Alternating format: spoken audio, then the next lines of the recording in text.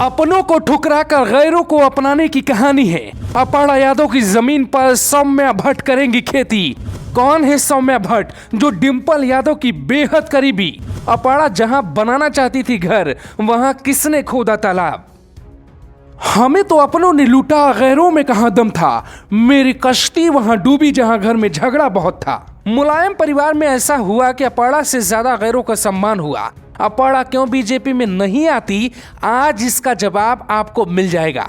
3 minute की report में समझिए अपाड़ा और डिंपल के रिश्ते में सौम्या भट्ट की एंट्री, और फिर अपाड़ा यादव का सपा से बाहर जाने का रास्ता किसने तैयार किया, किसने लिखी वो पूरी कहानी, और किस किरदार के आगे अपाड़ा यादव का अपमान हो गया। सियासत में सौम्या भट्ट एकदम नई हैं। पिछले 8 महीने से लखनऊ की उसी सीट से मेहनत कर रही हैं जहां से अपाड़ा यादव कर रही थी, लेकिन डिंपल के करीबी होने के कारण सौम्या भट्ट का दबदबा बढ़ता जा रहा था। सौम्या भट्ट की ये 2 तस्वीरें देखकर आप अंदाजा लगा सकते हैं कि वो सियासत में तो नहीं है, लेकिन सियासी रसूख उनका गहरा है। एक तस्वीर में वो मुलायम सिंह यादव के साथ है और दूसरी तस्वीर में अखिलेश यादव के साथ। अब हम आपको अंदर की बात बताते हैं।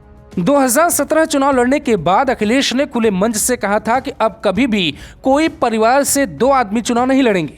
2019 के लोकसभा चुनाव में मुलायम, डिंपल और खुद अखिलेश यादव चुनाव लड़े तो पूछा गया कि अखिलेश यादव अपने बयान से क्यों पलट गए, हालांकि डिंपल उस चुनाव में हार गई। अब अपाड़ा यादव को टिकट ना देना पड़े, इसलिए सपा में 2022 चुनाव से पहले यह कहा जाने लगा कि एक परिवार से एक ही व्यक्ति को टिकट मिलेगा। फिर अपाड़ा का नाम आते ही परिवार में सियासत होने लगती है, इसीलिए सौम्या भट्ट को विकल्प बनाया गया। सीधे शब्दों में कहिए तो अपाड़ा यादव का सम्मान सपा में दरी बिछाने वाले कार्यकर्ता से भी बहुत कम हो चुका था। अपाड़ा को मजबूरी में योगी की भक्ति जगानी पड़ी, राष्ट्रवाद का नारा देना पड़ा और बीजेपी में शामिल होना पड़ा। डिंपल और अपाड़ा में 36 का आंकड़ा रहता है। डिंपल और सौम्या में सीता गीता की तरह दोस्ती है, इसीलिए अपाड़ा क्लीन बोल्ड हो गई। अपाड़ा यादव जब मुलायम सिंह यादव का पैर छूकर आशीर्वाद ले रही थी, तब मुलायम सिंह यादव का चेहरा पढ़ सकते हैं। ये पहली बार है जब अपाड़ा आशीर्वाद तो मुलायम सिंह यादव का ले रही हैं, लेकिन शरण उन्होंने बीजेपी में ले रखी है। चेहरे पर उनके दिखने वाले तनाव और गहरी होती सांसें बताती हैं वो इस फैसले के साथ बिल्कुल भी नहीं है, लेकिन उनके हाथ में कुछ नहीं है। अब सपा पूरी तरह से अखिलेश यादव की हो चुकी है और राज डिंपल और अखिलेश यादव का ही रहेगा।